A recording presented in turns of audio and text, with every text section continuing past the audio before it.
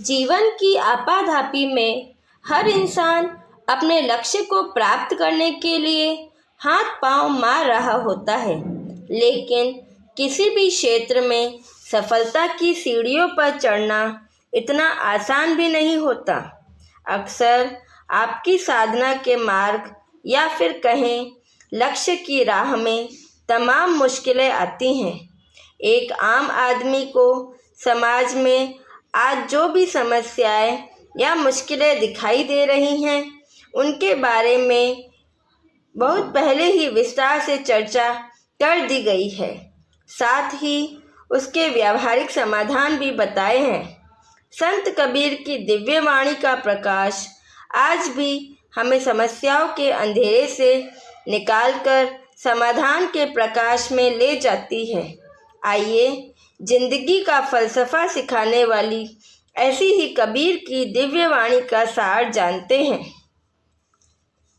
गुरु गोविंद दोऊ खड़े काके लागू पाए, बलिहारी गुरु आपनो गोविंद दियो बताए। अर्थात संत कबीरदास जी कहते हैं कि गुरु और गोविंद जब एक साथ खड़े हों तो उन दोनों में से आपको सबसे पहले किसे प्रणाम करना चाहिए? कबीरदास जी के अनुसार सबसे पहले हमें अपने गुरु को प्रणाम करना चाहिए, क्योंकि उन्होंने ही गोविंद के पास जाने का मार्ग बताया है। पोथी पढ़ी पढ़ी जग मुआ, पंडित भया न कोय, ढाई आखर प्रेम का, पढ़े सो पंडित होए। संत कबीर कहते हैं कि बड़ी बड़ी पोथी पढ़ने का कोई लाभ नहीं है जब तक कि आप में विनम्रता नहीं आती है और आप लोगों से प्रेम से बात नहीं करते हैं। कबीर कहते हैं जिसे प्रेम के 2.5 अक्षर का ज्ञान प्राप्त हो गया, वही इस संसार का असली विद्वान है। माला फेरत जुग भया, फेरा न मन का फेर, कर का मन का डाल दे, मन का फेर। कर्म कांड के बारे में कबीरदास जी का कहना है कि लंबे समय तक हाथ में मोती की माला फेरने से कुछ लाभ नहीं होने वाला है। इससे आपके मन के भाव शांत नहीं होंगे। चित्त को शांत रखने और मन को काबू रखने पर ही मन की शीतलता प्राप्त होगी। कबीरदास जी लोगों को अपने मन को मोती के माला के समान सुंदर बनाने की बात करते हैं।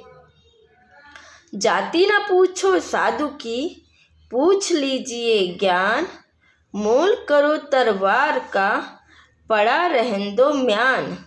कबीरदास जी हमेशा जात पात का विरोध किया करते हैं। उनका कहना था कि आप किसी से ज्ञान प्राप्त कर रहे हो तो उसकी जाति के बारे में ध्यान ना दें, क्योंकि उसका कोई महत्व नहीं होता है। बिल्कुल वैसे ही जैसे तलवार का महत्व उसे ढकने वाले म्यान से ज़्यादा होता है।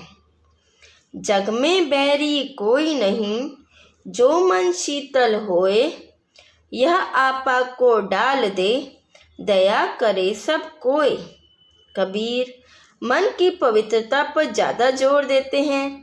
वह कहते हैं कि यदि आपका मन साफ और शीतल है तो इस संसार में कोई भी मनुष्य आपका दुश्मन नहीं हो सकता है।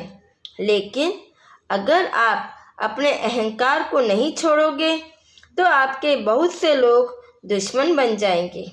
ऐसे में यदि आप समाज में खुश रहना चाहते हैं तो किसी को अपना दुश्मन ना बनाएं। सभी से प्रेम पूर्वक व्यवहार कीजिए, सभी आपके दोस्त बनकर रहेंगे। बुरा जो देखन मैं चला, बुरा न मिलिया कोई, जो दिल खोजा आपना, मुझसे बुरा न कोई।